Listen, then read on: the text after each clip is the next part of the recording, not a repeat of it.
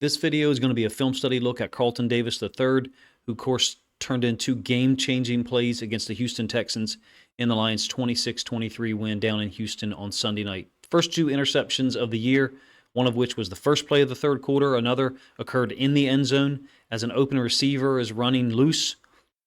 The Lions, I think, have a difficulty with that, with their coverage on that particular snap. Carlton Davis III able to make up for it. Not only did he play his best game against the pass, 2 interceptions, he also was tremendous against the run. The Detroit Lions defense was a rock, shutting down Joe Mixon to the tune of 25 carries for 46 yards. I wonder about Houston how much they trust what's happening in their passing game right now, because in certain situations they just kept running the football when they were having no success whatsoever. Carlton Davis III, as an outside corner, played a role in that, and if you ask me, set up C.J. Stroud and Tank Dell for them to believe that speed out was going to be available pretty much all night. I'm going to get to the film a little earlier than sometimes in my film study videos here lately. Carlton Davis III, outside corner, generally plays to the left, but they switch sides with him occasionally to the boundary. This is going to be a speed out in the first quarter. Texans are already up 7-0, by the way. And it's an easy completion to Tank Dell for 8 yards. Am I saying that Carlton Davis III allowed them to complete this because he knew what he was going to do later on? Well, no, not necessarily. But what I believe is he understood the game situation. Hey, I don't have to try to take this away immediately. I can kind of allow this to be completed and live to fight another day. It's a 1st and 10, second possession for the Texans. Tank Dell gets 8 yards. Actually, 2 plays later, I believe, still the same possession. They're running Tank Dell across the field. It's a play action, so somewhat different conceptually in that there's a boot fake by C.J. Stroud, and Tank Dell's route has pressed up onto CD3, and then he's going to take it to the sideline and win on another out for 8 yards. Just a 2nd and 2 conversion. CD3 is, quote, behind. He's not there in tight enough relationship in order to stop Tank Dell from getting the pass reception. Guess what? Those are the only 2 catches that he allowed all night. I'm not really a huge believer or huge advocate of talking about targets. There's times where players are not targeted because no one's open, and that's not reflected in much of the evaluation. That's about targets. What does it look like when they throw at you? So we're going to get to now his support against the run. There's 3 or 4 plays here from the first half before we get to the interceptions. Boundary side corner with the ball on the left hash. Oftentimes in the NFL, their offenses are making corners tackle, essentially leaving them unblocked by design, and that's pretty much the case here. I would call it a down base concept against the Lions 4-3, and Carlton Davis III is up to the task. Joe Mixon breaks a lot of tackles. He's a load to get to the ground. Downhill on the midline, and Carlton Davis III has been here before. He understands that he's got to stay outside leverage. I thought in one of the games earlier this year against Arizona, he gave up the edge one time by moving too horizontal, almost stacking behind the rest of his teammates. And then on that critical 4th down tackle against Kyler Murray earlier in the year on that option keeper, he did hedge to the inside again, but was able to get out to the sideline quick enough to prevent Kyler Murray from getting the 1st down. This is a physical tackle. It's a physical runner. Joe Mixon is big and strong. He's been really effective this year for Houston, and Carlton Davis III made that one look pretty easy. This is the same play from the end zone angle, by the way. We're still in the first quarter, second possession for the Texans. At this point, they don't know, no one does, that Detroit is going to absolutely annihilate their run game. It's a downhill run concept with Mixon, but you can see he's putting his foot in the ground to veer out to our right, his left, to the unblocked corner. Everyone else has got someone assigned to them in terms of a blocking scheme. It's a brilliant play, man. Only 2 yards allowed. Defensive tackles, inside linebackers stacked Mixon up many times, but when he got to the edge and Carlton Davis III was unblocked, he was able to finish him too. I think it's his most complete game since signing with Detroit.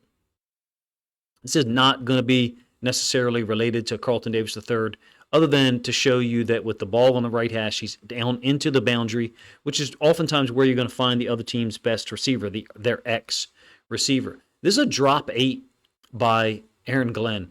And in fact, they're blitzing Amik Robertson off the edge, only rushing 2 defensive tackles. Pascal dropped out. James Houston, the 4th, dropped out. Eventually it works out like a double team down here into the boundary. Everyone is pretty much blanketed. CJ Stroud trying to scramble out of there. This one is eerily reminiscent of James Houston IV's sack against Justin Fields from his rookie year in Detroit, where he was able to recover, come downhill, and go get Fields and basically overwhelm him athletically. I'll give you the end zone angle of this one as well. This is Houston here. So he takes off at a particular angle, going for the outside hip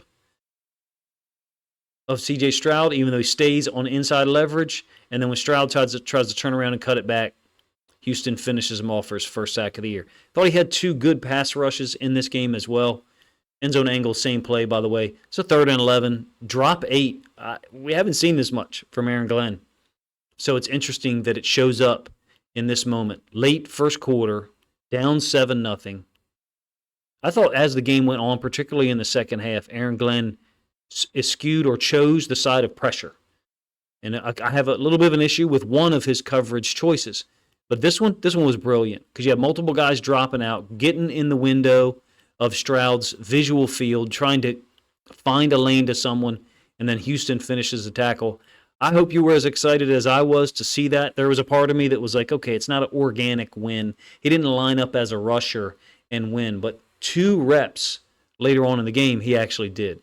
Forgive me for the digression away from Carlton Davis III. One more, he's up to the boundary with the ball on the right hash. This is the 3rd and 10. It's 16-7. To this point, the offense for Detroit has done nothing. And here, Terrion Arnold is going to give up a touchdown to John Mechie or Michi. It's a nice design by Houston. I think you have to kind of consider it a trickle-down effect. So if we start to the top side of the screen where Carlton Davis III is outside leverage of Tank Dell, and then Kirby Joseph is the guy who's going to handle this deeper route concept by Tank Dell into the top right corner of the end zone, top left portion of the screen for us. So that occupies Kirby Joseph. There's no one else there other than the running back sliding out late. So this really has nothing to do with Carlton Davis III. It's just trickle-down effect on the secondary. So that safety is occupied by that route. I think this is Xavier Hutchinson occupied by Brian Branch.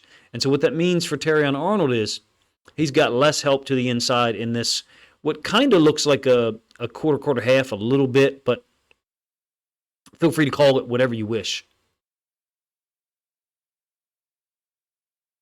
Davis is kind of sunk to the flats a little bit further than Amik Robertson, so it's not like you have this real nice delineation of 4 receivers across. I would call this a quarter half with these 2 guys, cover 6 essentially, responsible for 1/4 of the field, and then Kirby Joseph responsible for the deep halves up there to the boundary. Kind of typical usage.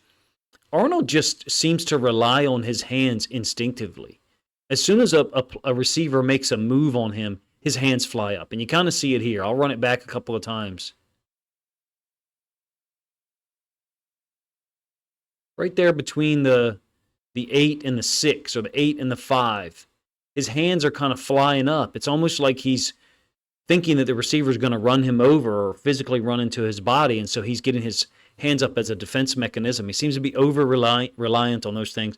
I didn't think he played well Sunday night at all, certainly not compared to Carlton Davis III. 23-7 at the half. Dan Campbell is giving the interview, talking about defense has got to make a play, and CD3 shows up. Awesome moment. First play of the third quarter, it's a speed out down here to the bottom side, and you can see the difference. Look, the ball is out from C.J. Stroud. Doesn't have much on it. I would not consider this his grade A fastball, but CD3 knows where the route's going. It's going parallel to the line of scrimmage, so he's essentially undercutting it. He knows the route. He's seen it once before. I thought there was a second iteration of a speed out in the first half, but I could not find it this morning when I was looking for the film. This is sick stuff, man. Just him identifying the route, knowing the situation, what's worked for the offense. It's a veteran move. I think just this game alone and last week's game against the Packers justifies the commitment that the Lions gave him from a salary standpoint. I think he's still only 27 or 28 years old, which is crazy. How many more of well, I don't think he's going to play like this every week. If he does, we're doing a CD3 video every week. If he plays to the level that he played against the Packers last week, how interested would you be in bringing him back in 2025? Because to my knowledge, his contract was changed or altered such that he's no longer under contract for 2025. If I misunderstand the situation, feel free to let me know in the comment section. Me personally, if he keeps playing like he did against the Packers, I say sign him now, sign him tomorrow to return him for 2025, especially given that you haven't received the results from Terrion Arnold that you hoped you would. Same play, end zone angle. It happens fast over here, but you can see how he cut off the direct route, undercut it, controlled it. I was glad that that New York or whoever reviews it ruled that it was an interception. I feel like it's pretty clear that it is. When the ball touches the ground, you always kind of hold your breath for a moment until they finish that review. Brilliant timing. Seems more athletic to me. Seems quicker, more decisive. Maybe he's just completely healthy now compared to earlier in the year. I don't know, but he looks like a different guy in some cases. All right, this is Amik Robertson motioning across and kicking Terrion Arnold to the outside. Got man set up. The Lions do this often, and so this is a part of what Aaron Glenn and those guys believe in, and it's put an inside linebacker, Anzalone, on a tight end. And it works out in their favor. I think Anzalone can do it at times, just not on this rep. In my opinion, on a third down here where you're down 23-13, the problem is Brian Branch is so good at everything. He's so good against the run. He's so good as a blitzer. And he's so good in coverage that sometimes you feel like you have to blitz him. In this case, leaving Anzalone on the tight end, I think, is a mistake. Also, a really nice job by Joe Mixon in pass pro. He's a load. I'm not a Joe Mixon fan for a lot of reasons. Number one, he played for the Bengals, and I'm a Ravens fan.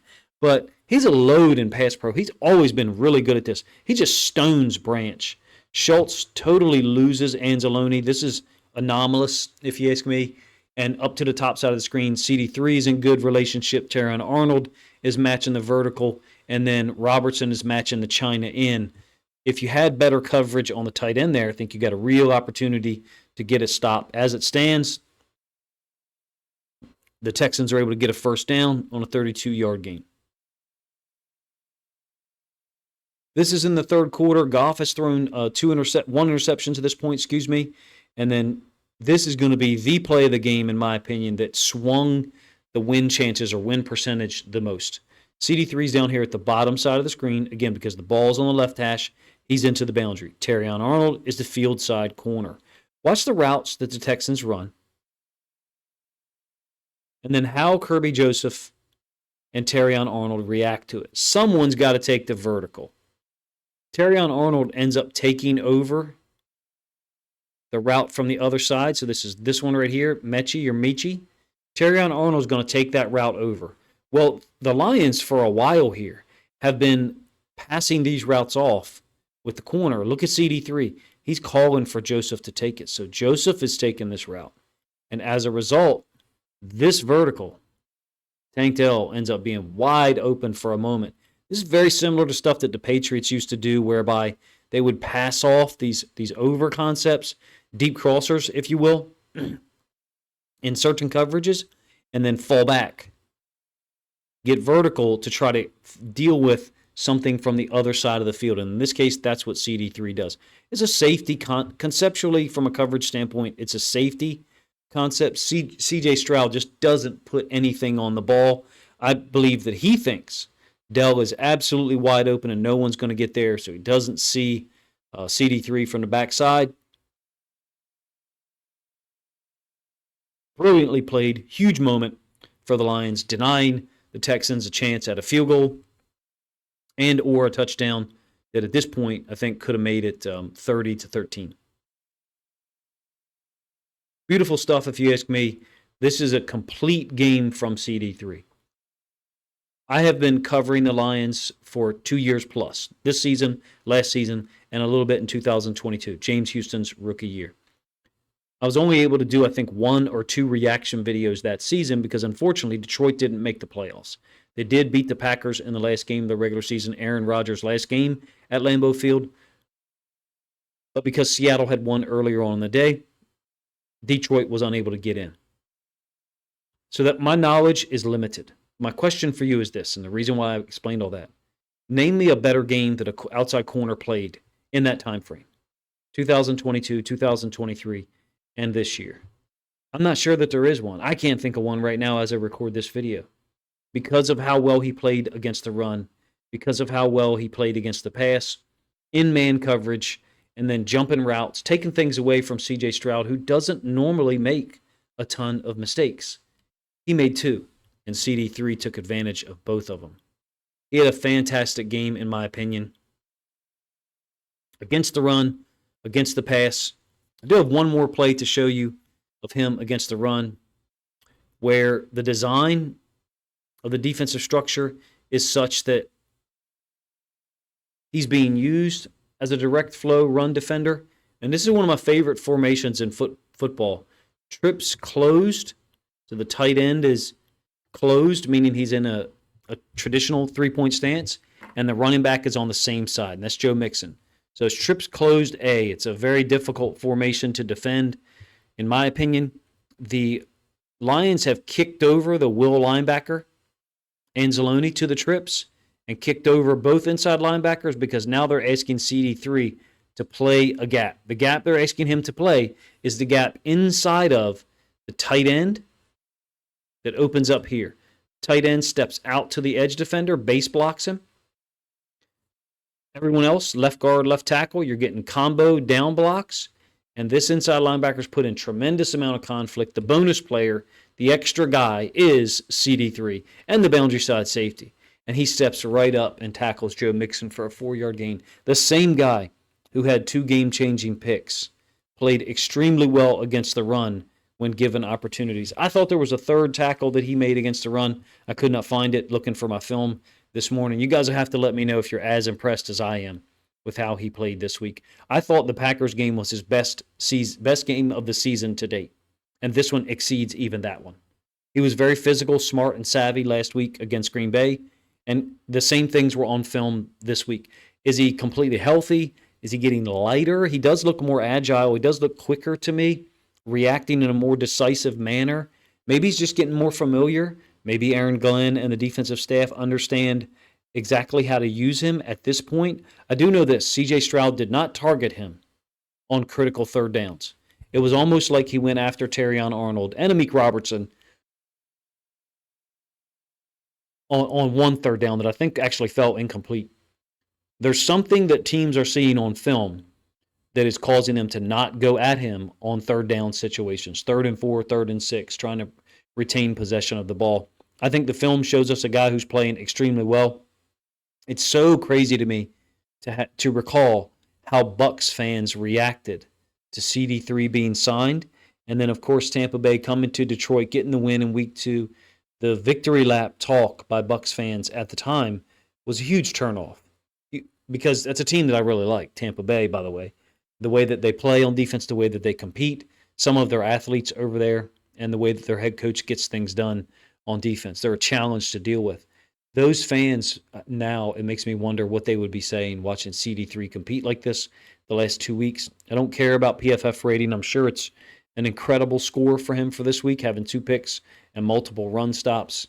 But you can kind of see the impact when you watch on the film if you're willing to put in the time to do so. Appreciate you guys' time, man. Let me know what you think of the video in the comment section, what you think of the plays that I chose to illustrate how well he played in coverage, even when he wasn't targeted or even when the ball wasn't thrown his area, I should say. And then finally, if you think other Lions fans would enjoy this film study look at Carlton Davis III, please consider grabbing a link to this video, sharing it out on social media to help this content get more reach.